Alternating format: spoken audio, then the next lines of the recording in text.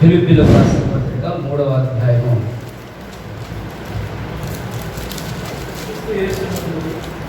14వ వచనం. ఈ హేతువు చెప్పాలి. క్రీస్తు యేసునందు దేవునికి ఉన్నతమైన పిలుపునకు కలుగు, దేవుని ఉన్నతమైన పిలుపునకు కలుగు, బహుమానమును పొందవాలని పొందవలని అందుకే పరిగెత్తుతున్నాను. గురి యొద్దకే పరిగెత్తుచున్నాను. చాలు. ప్రతి సేవకుడు పిలువబడిన వాడు, ఏర్పరచబడిన వారు కొంతమంది ఉన్నారు.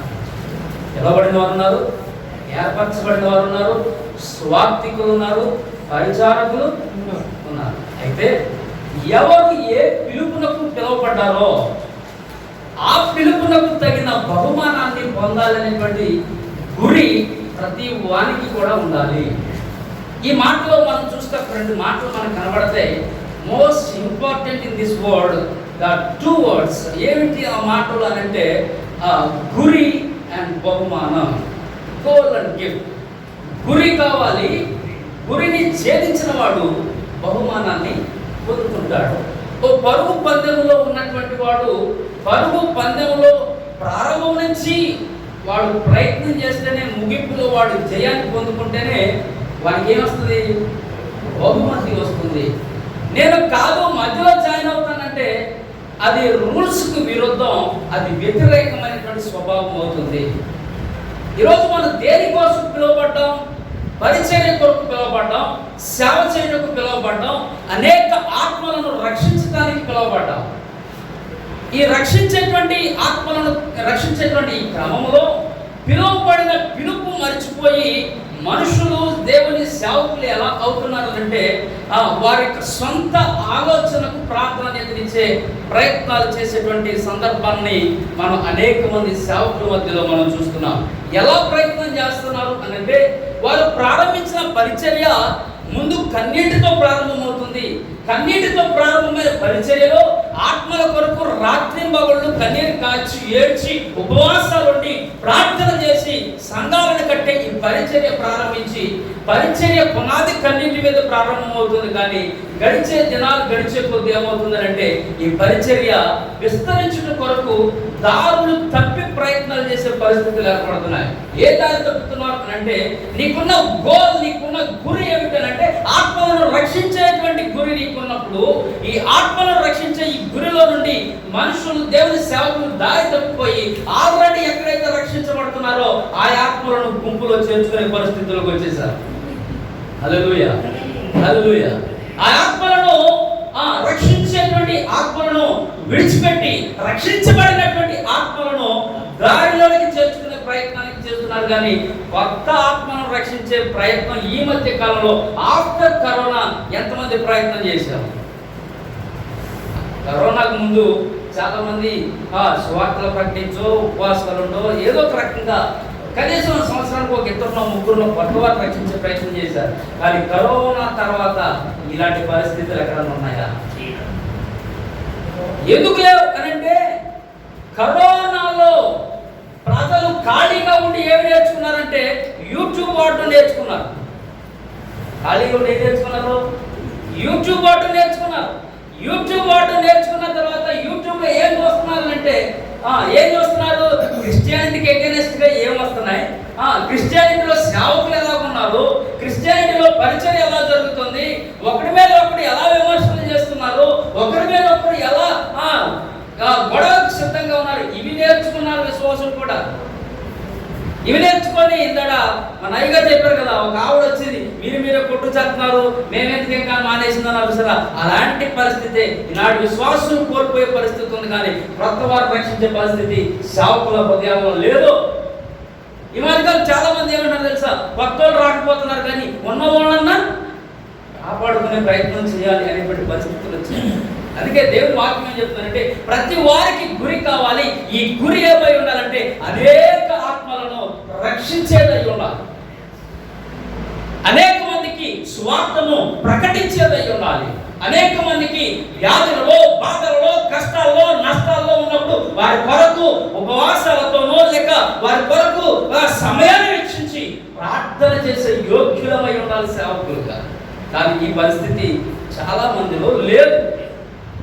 ఈ పరిస్థితి చాలా మందిలో లేదు. ఎందుకు? గురి తప్పారు. గురి తప్పి దొడ్డి దారిని ఎదగాలి, లేక గురి తప్పి దొడ్డి దారిని గమ్యాన్ని చేరాలంటే అది సాధ్యం కాదు. దేవుడు నేనే మార్గం, నేనే సత్యం, నేనే నా ద్వారానే తండ్రి వద్దకు ఎవడైనా వెళ్తాడు. నేను లేకుండా వెళ్ళలేనన్నప్పుడు ఇన్ని దొడ్డిదారులు తొక్కాల్సిన అవసరం ఏముంది? ఇన్ని దొడ్డిదారులు తొక్కి ప్రజలు సేవకుల మధ్యలో సేవకులకే విరోధాలు తెచ్చుకోవాల్సిన అవసరం ఏముంది? ఈ విషయాన్ని దేవుడు సహించడు, ఈ విషయాలను దేవుడు మెచ్చుకోడు. కానీ మనుషులుగా మన ఆలోచన ప్రకారం వెళ్తున్నాం, కానీ మన గురిని విడిచిపెడుతున్నాం. మన పిలువబడిన పిలుపు దేని కొరకు దేవుడు మనకు పిలిచాడు? సాక్ష్యం చెబుతాం, దేవుడు నన్ను సేవ చేయమన్నాడు, అక్కడ చేయమన్నాడు, ఇక్కడికి వెళ్ళమన్నాడు, అక్కడికి వెళ్ళమన్నాడు అని సాక్ష్యాలు, ఎన్నో సాక్ష్యాలు చెబుతాం. ఆ పిలుపు గురించిన సాక్ష్యం అయితే ఉంది, కానీ ఆ పిలుపును నెరవేర్చే సాక్ష్యాలు లేవు. ఎందుకు అనంటే మనం ఎలా ఎదగాలనేటువంటి ఉద్దేశం తప్ప ప్రజలను ఎలా రక్షించాలి, వారి పాపం నుండి ఎలా విడిపించబడాలి, ఆ ప్రజలు ఎలా రక్షణ పొందాలి, how to speak the gospel to the people, ప్రజలకు మన సువార్త ఎలా ప్రకటించాలి అనే మాట మా సేవకులు కూడా మర్చిపోయారు. మర్చిపోవటం బట్టే ఈరోజు ఎక్కడ సువార్త జరుగుతున్నా దాడు జరగడం కారణం ఏంటి? ఏం చెప్పాలో ప్రాజెక్ట్ చేయట్లేదు, ఏం మాట్లాడాలో అది మాట్లాడట్లేదు, ఎలా ప్రజలను కన్విన్స్ చేయాలో అది చేయటం లేదు. ఏం చేస్తున్నారు అని అంటే ఎక్కడ ఉండకూడదో అక్కడ నిలబడుతున్నారు, ఏం మాట్లాడకూడదో అది మాట్లాడుతున్నారు, ఏం చెప్పకూడదో అదే చెబుతున్నారు. చెప్పకూడదు మాట చెప్తే ఎవరికైనా ఒళ్ళు మండుద్ది. మరి నువ్వు చేయాల్సిన పని నువ్వు చేయటం అని ఇతరులను దూషించి విమర్శించే పరిస్థితుల్లో గాస్పెల్ ఉందా ఈరోజు అని అంటే అలాంటి పరిస్థితుల్లోనే ఉంటాయి. సువార్త అలాంటి పరిస్థితుల్లో ఉంది. ఈరోజు దేవుని సువార్త అలాంటి పరిస్థితుల్లో ఉండాలని దేవుడు కోరుకోవట్లేదు. మనం పిలువబడిన పిలుపుకు తగిన మంచి పోరాటం మనం పోరాడాలి. బైబిల్లో మంచి పోరాటం పోరాడి నా పరుగు అడముగించుతుంది. మంచి పోరాటం పోరాడే పరిస్థితులు లేవు. మంచి సేవ చేసే గుణము, మంచి సేవ చేసే మంచి ఆలోచన కలిగిన సేవకులు చాలా తక్కువ మందిలో ఉన్నారు. చాలా తక్కువ మంది ఉన్నారు. వేల మంది గుంపులు ఉండటం కంటే సరి అయిన కొద్ది మంది అయినా దేవునికి. ఈ మధ్యకాలంలో ఒక చోట విన్నటువంటి వార్త, ఉండడానికి 100 మంది విశ్వాసులు ఉన్నారు, కానీ దానిలో దేవుని సేవ కొరకు పాటుపడేవారు 10 మందో 20 మందో ఉంటారంతే. 100 మందిని కూడబెట్టుకొని ఇది జనాభా చూపెట్టుట కొరకే తప్ప నిజమైన దేవుని పరిచర్యను వారికి నేర్పుట లేని పరిస్థితులు ఈ దినాల్లో ఉన్నాయి. కనుక దేవుని వాక్యం మనకి ఏం చెబుతూ ఉంది అని అంటే, మనం దేని కొరకు పిలువబడ్డామో దానిని మనం చేయట కొరకు మనం ఏం చేయాలంటే, ఒక బైబిల్ గ్రంథంలో ఒక మాట ఉంటుంది. అపోస్తలుడైన పౌలు అంటాడు, నా శరీరమును నేను నలగొట్టుకున్నాను. నా శరీరాన్ని నేను నలగొట్టుకున్నాను. ఎంత నలగొట్టుకున్నాను అంటే, ఎవడైనా వచ్చి ఒక సౌలుగా ఉన్న సమయంలో ఎవడైనా చేయి అని అంటే వాడు సౌలు ముందు నిలబడే పరిస్థితి లేనటువంటి పరిస్థితి నుండి ఎవరే పౌలు అని అంటే వందనాలయ్యా అనే పరిస్థితికి నలగొట్టుకున్నాడు. వందనాలయ్యా అనే పరిస్థితికి నలగొట్టుకున్నాడు. కారణం ఏమిటి? తను పిలవబడిన పిలుపు గురి ఎక్కడికి చేరాలి అంటే తను నలగొట్టబడాలి. తను పిలవబడిన పిలుపుకు తగిన జీవితాన్ని జీవించాలంటే నలగొట్టబడాలి. నలగొట్టబడాలి. ఎంత నలగొట్టుకున్నాడో తెలుసా? తన శరీరాన్ని తన దాసునిగా చేసుకున్నాడు. హల్లెలూయా. ఒకసారి చెప్తాం హల్లెలూయా. తన శరీరాన్ని ఎలా చేసుకున్నాడు? తన దాసునిగా చేసుకున్నాడు. అంటే దాసుడు ఎవరి మాట వినాలి? యజమాని మాట వినాలి. ఇప్పుడు యజమాని పౌలై ఉన్నాడు. తన శరీరం ఏమైంది? తనకి దాసునిగా మారిపోయింది. ఓ శరీరమా, ఇంకో లేచి నిలబడు అని అంటే నిలబడాలి. నేను నడిచి వచ్చాను, నేను ఈదుకుంటూ వచ్చాను, నేను సముద్రంలో పడవ మునిగిపోతే నేను ఎన్నో శ్రమలు పడ్డాను, నన్ను పాము కాసింది, ఇలాంటి వద్దు. నిలబడి వాక్యం చెప్పానంటే పౌరు హృదయం శరీరాన్ని ప్రేరేపిస్తే శరీరం ఏం చేయవాలి? నిలబడాలి. అంతగా తన శరీరాన్ని లోపరుచుకున్నాడు. అంతగా శరీరాన్ని లోపరుచుకున్నాడు. ఇదిగో నా కళ్ళలో నుండి ఏదో నాకు తెలియని రోగం అవుతుంది, ఇదిగో నేను మాట్లాడలేను, నేను చూడలేను, నేను నిలబడలేను అనే పరిస్థితి లేదు. రోగం ఏదైనా దాన్ని ఎవరు చూసుకుంటాడు? దేవుడే చూసుకుంటాడు. నేను నిలబడతా అనేటువంటి గొప్ప నలగ కొట్టిన తనాన్ని పౌలు తన శరీరానికి నేర్పించాడు. పౌలు తన శరీరానికి నేర్పించాడు. యేసుప్రభు శిష్యులు పగలంతా పరిచయం చేసి రాత్రి యేసుప్రభు కొండ మీద కలిసి ప్రార్థన చేసి మీరు కింద ప్రార్థన చేయండి, పైకి ఎక్కుతాను, మీరు అలసిపోయేదారని తన మనసులో ఎరిగినటువంటి దేవుడు వాళ్ళకి కింద కూర్చొని ప్రార్థన చేసే అవకాశం ఇస్తే వీళ్ళు ఏం చేశారు? వారు తమ శరీరాలను నలగొట్టుకోలేదు, స్లోపరుచుకోలేదు. దేవుడు వచ్చి చూశాడు. యేసుప్రభు వచ్చాడు. ఏంటయ్యా మీరు ఏంటి, మీ ప్రార్థన చేయమన్నా మీరు ఏం చేస్తారు? ఇద్దరు అవుతున్నారు చక్కగా. ఏంటనంటే అందులో ఒక ఆయన లేచి అన్నాడు, తెలియదు వాళ్ళవాడు, ఆత్మ సిద్ధంగా ఉంది కానీ శరీరం బలహీనం అయిపోయింది అన్నాడు ఒక తెలివిగల ఆయన.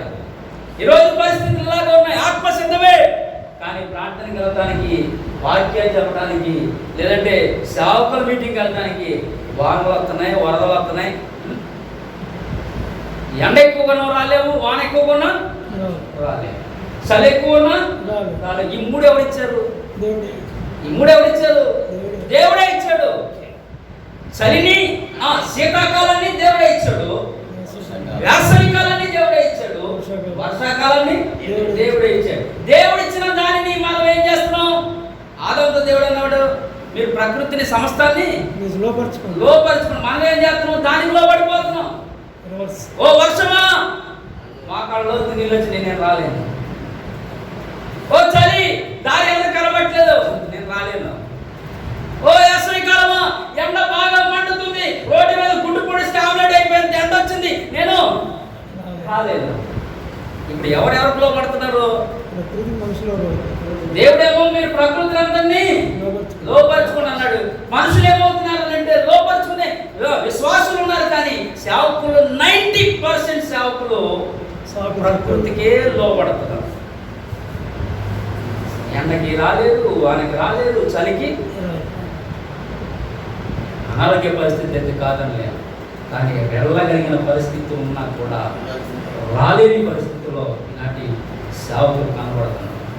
కారణం ఏంటి? పిలువబడిన పిలుపు మరిచిపోయారు.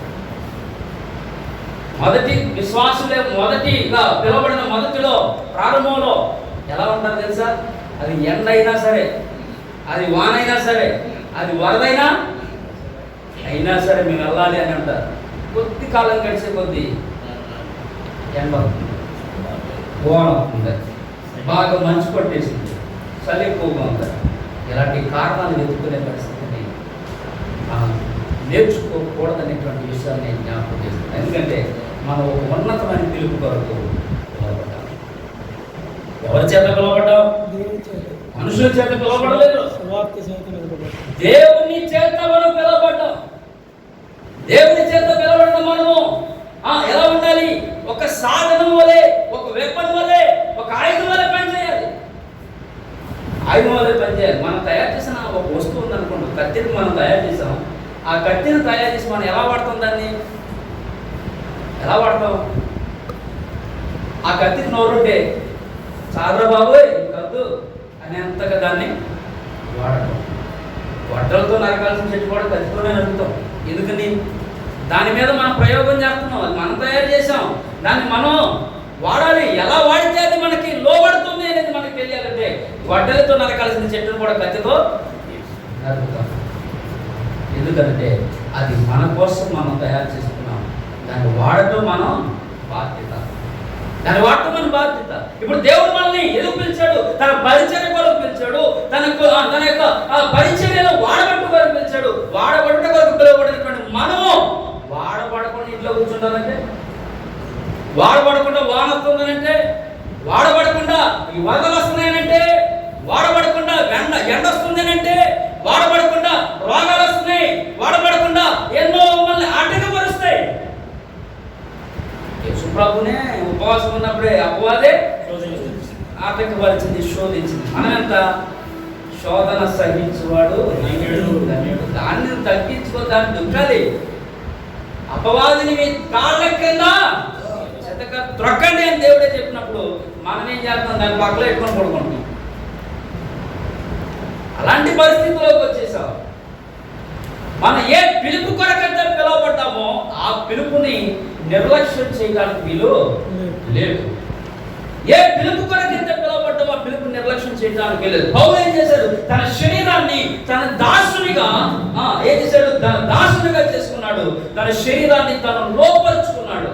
తన శరీరం ఇప్పుడు ఎవరు మాట్లాడుతున్నారంటే శరీరం మాట పౌలు వినటం లేదు. పౌలు మాట శరీరం వినేటట్లుగా చేశారు. వినేటట్లుగా చేశారు.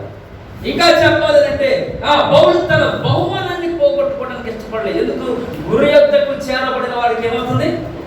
బహుమానం వస్తుంది. ఆ బహుమానాన్ని పోగొట్టుకోవడానికి పౌలు ఇష్టపడలేదు. పౌలు భ్రష్టుడిగా ఉండటానికి ఇష్టపడలేదు. ఎంత పరిచయం చేయించాడు అని అంటే, ఒకసారి ప్రయాణంలో ఓడ బ్రద్దలైపోతే ఈదుకుంటూ వచ్చి నేను అలసిపోయాను, నిన్న సొమ్మసిలిపోయాను కూర్చోలా. ఆ ప్రాంతంలో కూడా ఏం చేశాడు? సువార్త ప్రకటించాడు. సువార్త ప్రకటించాడు. తనను తాను ఉపేక్షించుకున్నాడు. నేనేమైపోయినా పర్లా, కానీ ఏం జరగాలి? దేవుని పని జరగాలి. నేనేమై ఉన్నాను అది దేవా, అది నీ దయవల్లనే. ఒకవేళ నేను బలహీనుడైతే అది నీ దయ. ఒకవేళ నేను ఆరోగ్యవంతుడైతే అది కూడా నీ దయే. ఒకవేళ నేను బలిష్ఠుడినైతే అది కూడా నీ దయే. వాడుకొని వాడవు నీవే. హల్లెలూయా, హల్లెలూయా. నిలబెక్కువాడు నీవే. కనుక ఇప్పుడు నేను నిలబడుతున్నాను. నిలబడేవాడు నేనే, కానీ మాట్లాడేవాడు దేవుడే. దేవుడే తన శరీరాన్ని ఎంతలో పరుచుకున్నాడు. తన యొక్క శరీరాన్ని ఎంతలో పరుచుకున్నాడు. తన శరీరాన్ని దాసునిగా చేసుకున్నాడు. తనను తాను ఉపేక్షించుకున్నాడు. బహుమానాన్ని పోగొట్టుకోవడానికి ఇష్టపడలేదు. భ్రష్టుడిగా ఉండడానికి కూడా ఇష్టపడలేదు. ఇంకా ఏం చేశాడు తెలుసా? దేవుని సేవ కొరకు తన శరీరాన్ని త్యాగం చేశాడు. దేవుని సేవ కొరకు తన శరీరాన్ని త్యాగం చేశాడు. బలహీనతలో కూడా. నేను ఎప్పుడు బలహీనను అప్పుడే బలవంతుడన్నాడు. దేవుని సేవలో తన శరీరాన్ని కూడా త్యాగం చేశాడు. చివరికి ఒక మాట ఏమంటాడు తెలుసా? బ్రతుకుట క్రీస్తే అవైన నాకు లాభమే. గురి యొద్దకు చేరేవాడికి ఈ లక్షణాలు ఉండాలి. గురి చేరాలి అంటే ఏముండాలి? ఈ లక్షణాలు ఉండాలి. శరీరాన్ని లోపరుచుకోవాలి. శరీరాన్ని తన దాసునిగా చేసుకోవాలి. ఇంకా చెప్పాను, నిగ్రహ శక్తి కలిగి ఉండాలి. తనను తాను ఉపేక్షించుకోవాలి. బహుమానాన్ని పోగొట్టుకోవడానికి ఇష్టపడకూడదు. భ్రష్టుడిగా ఉండడానికి ఇష్టపడకూడదు. శ్రమకు, హింసకు, మరణానికి, శోధనకు అన్నిటినీ ఎదిరించేవారమై ఉండాలి. ఇంకా చెప్పిన మాట ఏంటంటే దేవుని సేవ కొరకు తన శరీరాన్ని త్యాగం చేసేవారై ఉండాలి. బ్రతుకుడ క్రీస్తే చావైతే లాభమే అనేవాడు మాత్రమే గురి యొద్దకు చేరగలడు. హల్లెలూయా. ఇంకా రెండవ మాట చెప్పండి. రెండవ మాట ఏంటంటే బహుమానం. ఫస్ట్ వర్డ్ ఈస్ గోల్, గురి. రెండవ మాట బహుమానం. ఈ బహుమానం ఏం కావాలి అని అంటే బైబిల్లో ఒక మాట ఏముంటుందంటే మత్తయి సువార్త 10:41 అంటాడు, ప్రవక్తను చేర్చుకునే వాడికి ఏమొస్తుందా? ప్రవక్త ఫలం వస్తుంది. ఇంకా కిందకి ఏదో మాట ఉంటుంది, గిన్నెడు చన్నీళ్ళు ఇచ్చే వారికి దేవుడు ఏం చేస్తాడంట? ఫలాన్ని ఇస్తాడు. ఫలాన్ని ఇస్తాడు.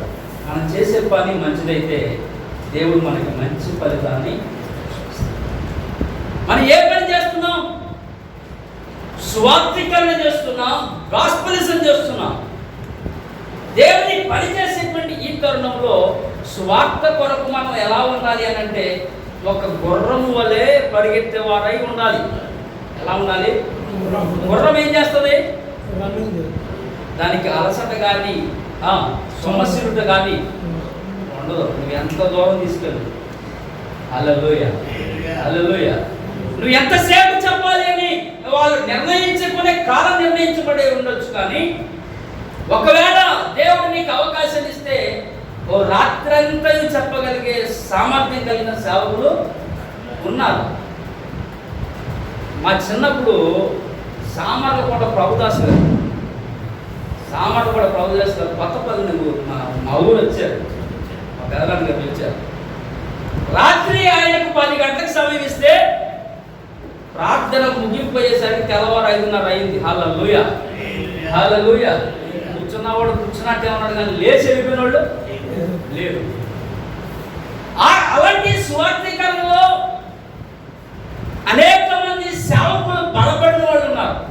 గతంలో అనేక మంది సేవకులు బలపడిన వాళ్ళు ఉన్నారు. వాక్యం ఎలా చెప్పాలో నేర్చుకున్న వాళ్ళు ఉన్నారు. ట్రైనింగ్ లేకుండా దేవుని పిలుపుతో సేవకు వచ్చినటువంటి వాళ్ళు వాక్యం ఎలా చెప్పాలో నేర్చుకున్నారు. వాక్యాలతో ఎలా ఖండించాలో, ఎలా బుద్ధి చెప్పాలో, ఎలా సరిచేయాలో నేర్చుకున్న వాళ్ళు ఉన్నారు. కానీ ఈరోజు ఒక్క అరగంట వాక్యం చెప్తే ఎప్పుడు ముగిస్తాడని గడియారం వైపు చూసేవాళ్ళే. ఒక్క అరగంట వాక్యం ఎక్కువైపోతే గడియారం చూసి ఎప్పుడు ముగిస్తాడని కొంతమంది చూస్తే ఇలా సైగా చేసే బ్యాచ్లో ఉంటాయి. మొన్న వెళ్ళే కదా, తమిళనాడు వెళ్ళే చెప్పే కదా, ఉదయం 9 గంటలకు మీటింగ్ హాల్లోకి వెళ్తే మధ్యాహ్నం 2 గంటలకు భోజనానికి ఒక అరగంట వదిలేవాడు. అరగంట తర్వాత 2:30 కూర్చుంటే రాత్రి 7 అవుతో 8 అవుతో ఈ డిస్కషన్లు ఒక్కొక్కళ్ళు పట్టాన్ని వదిలిపెట్టరు కదా, 8 అవుతుందో తెలియదు. అయ్యా మీ అభిప్రాయం చెప్పండి ఒక ఆయన వాక్యం చెప్పేసేవాడు. అయ్యా మీ అభిప్రాయం చెప్పండి ఒక ఆయన రెఫరెన్స్ మీద రెఫరెన్స్ చెప్పేసేవాడు. వాళ్ళ తపన, వాళ్ళ యొక్క ఉద్దేశం ఏమిటంటే ఎక్కడ ఏ పరిస్థితిలో ఉన్నా మనం ఏం చేయాలి? పాటలు పాడలేదు, వాక్యం చెప్పలేదు, బోధించలేదు, మనం విసుగక ఎడతెగక ఉండేవారమై ఉండాలి. అలాంటి ఎడతెగని భక్తులు అనేక మంది ఉండగా ఈరోజు మన సేవకులమైనటువంటి మనం ఎలాంటి వారమై అంటే పిలువబడిన పిలుపు మర్చిపోయాం, మన గురిని మర్చిపోయాం. కానీ ఏం కోరుకుంటున్నామనంటే బహుమానాన్ని కోరుకుంటున్నాం. ఏం కోరుకుంటున్నాం? బహుమానాన్ని కోరుకుంటున్నాం. ఆ పరుగు పందెంలో గెలిచిన వాడికే బహుమానం, కానీ వెనకాల నేనంతా నిలబడతా ఎదురెండి అనేవాడికి బహుమానం ఉండదు. దేవుని సంగమా సేవకు కదా, ఈరోజు దేవుడు మనతో మాట్లాడుతున్న మాట ఏంటంటే మనం ఏ పిలుపు కొరకు పిలువబడ్డామో ఆ పిలుపుని నిర్లక్ష్యం చేస్తే భ్రష్టులైపోతాం. ఆ పిలుపును నిర్లక్ష్యం చేస్తే మనం దేవుని ఎదుట ఉపయోగం లేని పాత్రలుగా మిగిలిపోతాం.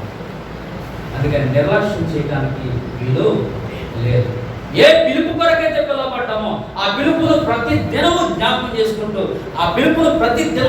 చేసుకుంటూ ప్రార్థించే యోగులు కావాలనేటువంటి దేవుని ప్రార్థించే యోగులు కావాలి. ఏ పిలుపు కొరకు పిలువబడ్డాం అనేటువంటిది దేవుడు మీకు ఒక్కొక్కరిని ఒక్కొక్క రకమైన పిలుపుతో పిలిచాడు. అందరిని ఒకేలా పిలవలేదు కదా. ఎవరి పిలుపుకు తగినట్లుగా వారి పిలుపును జ్ఞాపకం చేసుకుంటూ, దేవా నన్ను ఈ రకంగా నువ్వు పిలిచావు కదా, నన్ను వాడుకో నాయనా అని చెప్పి ప్రార్థించే యోగ్యులమయ్యి ఉండాలి. ప్రార్థించే యోగ్యులమై ఉండాలి. ఇంకొక మాట బైబిల్ గ్రంథంలో ఏం చెప్తాడంటే, 1 కొరింథీ పత్రిక 3:8 అంటాడు, తాను చేసిన కష్టము కొలది జీతం నా యొద్దకు నేను వస్తాను. నువ్వు ఎంత కష్టపడుతున్నావో ఆయన చూస్తున్నాడు. నువ్వెంత పరిచయం చేస్తున్నావో ఆయన చూస్తున్నాడు. నువ్వెంత వాక్యాన్ని చెప్తున్నావో ఆయన చూస్తున్నాడు. నువ్వెంత బోధిస్తున్నావో ఆయన చూస్తున్నాడు. నీ ఎంత కష్టపడ్డావో అంత కష్టానికి తగిన ఫలితం ఎవరిస్తారు? దేవుడే ఇస్తాడు. కష్టానికి తగిన ఫలితం దేవుడే ఇస్తాడు. కానీ ఇప్పుడు ఉన్నటువంటి పరిస్థితుల్లో మనం చేయవలసిన పని ఏంటంటే మన పిలుపుని జ్ఞాపకం చేసుకుంటూ, ప్రతి దినము పిలుపుతో జ్ఞాపకం చేసుకుంటూ, ఆ పిలుపు కొరకై ప్రార్థన చేస్తూ, నన్ను వాడుకో ప్రభు అని దేవుని బ్రతిమలాడుతూ మనం ఏం చేయాలంటే కష్టపడాలి. అడిగితే సరిపోదు, ఏం చేయాలి? కష్టపడాలి. కష్టపడిన వాడికి దేవుడు ఏమిస్తాడు? జీతం నేనే ఇస్తానని దేవుడే చెప్తాను. నా యొక్క దాచబడి ఉంది. నువ్వు 2 రూపాయలు కష్టపడ్డావు అనుకో, నేను 4 రూపాయలు దాచుతాను నీ కోసం. ఎందుకంటే నేను ఊరికే వదిలిపెట్టను. రెట్టింపు కాలంతో రెట్టింపు దీవెనతో నేను నింపుతాను అన్నాడు కదా. నువ్వు 2 రూపాయలతో కష్టపడు, నేను 4 రూపాయలు నీ వరకు దాస్తాను.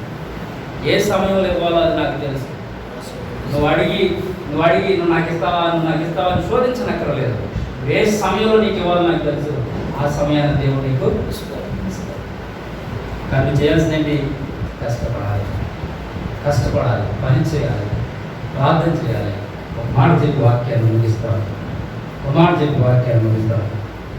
నువ్వు బహుమానం పొందుకోవాలి అంటే ఒక 7 విషయాలు చెప్తాను. ఏం కావాలి? మొట్టమొదటిగా అని అంటే ప్రార్థన అనుభవం కావాలి. మొట్టమొదటిగా బహుమానం పొందుకోవాలి ఏం కావాలి? ప్రార్థన అనుభవం కావాలి. రెండవది ఆధ్యాత్మిక జీవితంలో సంతృప్తి చెందవద్దు. ఆధ్యాత్మిక జీవితంలో ఏం చెందకూడదు? సంతృప్తి చెందకూడదు. ఏం చాలే ఈరోజు ఇంత పరిచయం చేసాం అని అనుకోకూడదు. ఈ చాలే ఒక 10 మంది రక్షించబడ్డారు అని అనుకోకూడదు. ఓ చాలే 50 అడుగులు పొడుగు, ఒక 20 అడుగులు వెడల్పు మందిరం వేసిన చాలే అనుకోకూడదు. నువ్వు సంతృప్తి చెందకూడదు. దేనిలో? దేవుని సేవలో సంతృప్తి చెందకూడదు. నువ్వు ప్రార్థన అనుభవం కలిగి ఉండాలి. మూడోది, ఇంకా సాధించాలనే మనసు ఉండాలంట. ఏం కావాలి? సాధించాలనే మనసు ఉండాలి. ఓ 10 మంది రక్షించావా ప్రభా, ఈ సంవత్సరం 10 మంది ఇచ్చావు కదా, మళ్ళీ సంవత్సరం రెట్టింపు. తీసుకునేప్పుడు రెట్టింపు తీసుకున్నాం, కానీ మనం చేసే పని రెట్టింపు వద్దా? తీసుకునేప్పుడు ఎంత అనుకున్నాం? 2కి 2 ఇస్తాను అన్నాడు కదా, నాకు చెప్పాను కదా, 4 రూపాయలు నీ కొరకు దాచాను అన్నాడు. ఇప్పుడు 10 మందిని ఈ సంవత్సరం రక్షించాను, వచ్చే సంవత్సరం మల్టిప్లై అవ్వాలి, 20 మంది అవ్వాలి, డబుల్ అవ్వాలి. 20 మంది రక్షించే యోగ్యత నాకు ప్రభువు ఏం చేయాలి? దానికి కూడా ప్రార్థనే కావాలి. ప్రార్థనే పునాది. మూడవది ఏముందంటే, 4వది, వెనుకున్నవి మరచి ముందున్న వాటికై వేగిరపడాలి. వెనుకున్నవి, గతంలో నువ్వు ఎంత కష్టపడ్డావు, ఎంత ఏడ్చావు, ఎంత పాలపించావు, ఎంత అవమానాలు పడ్డావు, ఎన్ని నిందలు అనిపించావు, అవన్నీ విడిచిపెట్టాలి. వాటన్నింటిని విడిచిపెట్టాలి. ఇప్పుడు నీకు కావాల్సింది ఏంటంటే, ముందు ఏం చేయబోతుంది, ముందు ఏముంది, ఏం జరగబోతుంది, దీనికోసమే కదా మనం ప్రయత్నం చేయాలి. దీనికోసమే కదా మనం ప్రార్థన. 10 మంది రక్షించబడ్డారు కదా, ఆమేన్ అని అంటే సరిపోవాలి. ఇప్పుడు ఏం చేయాలి? 10 మంది నుంచి 20 మంది అయిపోవాలి. ఆ 20 మంది కొరకు ఏం చేయాలి? ఇప్పుడు అక్కడ ఉన్నాడు కొడుకు, అరే ఇలా 10 రూపాయలు నేను అలా ఇసురు పెట్టాను, అవి ఎక్కడున్నాయో వెతికిరా అనడంతో ఈ కొడుకు ఏం చేయాలి? ఇప్పుడు అవన్నీ ఎక్కడున్నాయో ఎతికి వేరి పట్టుకొని తెచ్చి అన్ని కావాలి. అంతేగాని నువ్వు విశ్లేషావు కదా, నువ్వే తెచ్చిస్తావులే అని కూర్చునే పోతలు. ఇప్పుడు ఆత్మలు ఎక్కడ ఉన్నాయో దాని కొరకు మనం ఏం చేయాలి? వెతికి నశించిన దానిని వెతికి రక్షించడానికే కొరకు కదా దేవుడు వచ్చింది. అందుకొరకే కదా మనల్ని పిలిచింది. వెతికే ప్రయత్నంలో మనుషులు ఏమవుతారంటే విఫలమైపోతున్నారు. ఆత్మను రక్షించే భారాన్ని తగ్గించుకొని ఆ చర్చిలో 30 మంది నుంచి 10 మంది లాగా వస్తాం, ఈ చర్చిలో 20 మంది నుంచి 5 మంది లాగా వద్దాం, అలా మన సంఘం 50 మందిని చేసేద్దాం. ఇది కాదు క్రైస్తవుడు విశ్వాసానికి కావాలి, దేవుడి సేవకుడికి కావాల్సింది. దేవుడు నిన్ను ఎందుకు పిలిచాడు? నశించిన దాన్ని వెతికి రక్షించే వరకు దేవుడు నిన్ను పిలిచాడు. తన పరిచర్య వరకు పిలిచాడు. ఉన్నతమైన పిలుపుతో పిలిచాడు. ఈ పిలుపును, ఈ పరిచయం అన్నీ మర్చిపోయి మనం ఎలా ఉన్నాయి ఇప్పుడంటే, ఏం సంపాదించాలి అనే పరిస్థితుల్లో ఏం సంపాదించాలని దేవుడు చెప్తున్నట్టే, ఆత్మలో సంపాదించాలి. సంపాదించిన ఈ కారు, బంగ్లాలు, ఇళ్ళు అవన్నీ ఎక్కడ ఉంటాయి? ఇక్కడే విడవబడతాయి. నీతో పాటు వచ్చేది ఈ భక్తి, నీతి, యథార్థత. నువ్వు సంపాదించినటువంటి ఆత్మల భారమే నీతో పాటు వస్తుంది తప్ప ఇంకేమీ రాదు. కనుక ఈరోజు దేవుని వాక్యం ఏం చెప్తుందంటే, వెనుకున్నవి మరచి ముందున్న వాటికై పరిగెట్టాలి. 5వ మాట ఏమంటాడంటే, నీవు సాధించిన విజయాల కొరకే గర్వపడద్దు. నువ్వు ఏదైతే సాధించావో, ఒక చర్చ్ కట్టి, ఆ చర్చ్ కట్టిన తర్వాత నుంచి చర్చ్ కట్టిన ముందు అయ్యగారు అని పిలిచి వందనాలని చెప్పేటువంటి మనిషి చర్చి ఒక ఇల్లు కట్టిన తర్వాత, పాస్టర్ గారు, అయ్యగారు పోయి ఎక్కడికి వచ్చాడు? పాస్టర్ గారికి వచ్చాడు. దాని మీద ఇంకొక ఇల్లు కలిసి ఇంకొక కారు కొన్నాడు అనుకో, ఓయ్ ఏమయ్యా ఇట్లా అనే పరిస్థితికి వచ్చేది. అందుకే దేవుడు వాక్యం ఏం చెప్తుందంటే, నువ్వు సాధించిన విషయాల కొరకే నువ్వేం చేయకూడదు? గర్వపడద్దు. సాధించిన విషయాలకు గర్వపడద్దు. ఇంకోటి 6వ మాట ఏం చెప్తున్నాడంటే, క్రీస్తు వలె ఉండుటకు క్రీస్తు స్వారూప్యంలోనికి మనం మార్చబడాలి, రావాలి. క్రీస్తు వలె ఉండాలి, క్రీస్తు స్వారూప్యంలోనికి మనం రావాలి. అందుకని పౌలు మాట్లాడాడు, నేను క్రీస్తుని పోలి నడుస్తున్నాను, మీరందరూ నన్ను పోలి క్రీస్తు స్వారూప్యంలోనికి మార్చబడ్డాడు పౌలు. కనుక నేను క్రీస్తుని పోలినాను కనుక మీరు నన్ను పోలి నడవండి ధైర్యంగా ఈ మాట చెప్పగలిగాడు. ఈ మాట చెప్పగలిగే పాస్టర్ గారు ఎవరైనా ఈరోజు ఉన్నారా? నేను క్రీస్తుని పోలి నడుస్తున్నాను, సగవ నన్ను పోలి నడవండి అని చెప్పగలిగే దైవజనుడు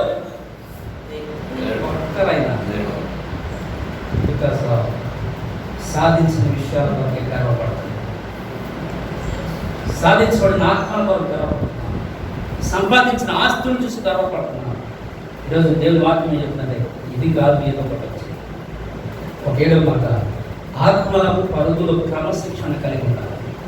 ఏం కావాలి? ఆత్మ పరుగులో క్రమశిక్షణ కలిగి ఉండాలి. మన పరిగెత్తే ప్రయత్నంలో క్రమశిక్షణ లేకపోతే పరుగు పందెంలో నుండి తప్పించబడతాం. పరుగు పందెంలో నుండి తప్పించబడతాం. చూడండి, ఒక 10 మంది పరిగెడుతుంటే ఒకడు ఏం చేస్తాడంటే వెళ్ళేటువంటి ప్రయాణంలో వేరే వాడు కాలడి పెట్టి వాడిని పడేసి ముందుకెళ్ళాలని ప్రయత్నం చేస్తారు. అప్పుడు గమనించినటువంటి అధికారులు ఏం చేస్తారు? తప్పిస్తారు. మనం కూడా ఆత్మల సంపాదన అనే పరుగులో ఉన్నాం. ఈ పరుగులో మరొకటి దగ్గర నుంచి మనం లాక్కుందాం, మరొక సంఘం నుంచి మనం లాక్కుందాం. ఒక పెద్ద సంఘాన్ని మనం ఏర్పాటు చేద్దామని అనుకుంటే చూస్తున్న దేవుడు నీ పరుగు పందెంలో నుండి నేను తప్పించేస్తాను. ఎందుకంటే నువ్వు పనికిరావు, నీ పిలుపును నువ్వు నిర్లక్ష్యం చేస్తున్నావు, దేవుడికి ఇచ్చిన భాగ్యాన్ని నువ్వు పాడు చేసుకుంటున్నావు, దేవునికి ఇచ్చిన ఉన్నతమైన పిలుపుని ఆ భాగ్యాలను నిర్లక్ష్యం చేసి అడ్డదారులు తొక్కుతూ సంపాదించాలనుకుంటున్నావు. ఇది యోగ్యమైనది కాదు. కనుక నువ్వు ఏ పిలుపు కొరకైతే పిలువబడ్డావో ఆ పిలుపును నిర్లక్ష్యం చేయకుండా ఆ పిలుపుకు తగిన గురిని ఏర్పాటు చేసుకొని ఆ గురిని చేరి దేవుడిచ్చే బహుమతిని పొందేటువంటి యోగ్యమైన సేవకులుగా మనం తీర్చబడదు గాక. హల్లెలూయా. అట్టి యోగ్యత దేవుడు మనందరికీ దయచేయను గాక. ఈ మీటింగ్ ఏర్పాటు చేసిన దైవజనుడు జాన్ గారు కూడా ఇటు యోగ్యత నుంచి దేవుడు ఆత్మలతో నింపుదురు గాక. ఆమేన్. దేవుడి మాటలు దీవించును గాక.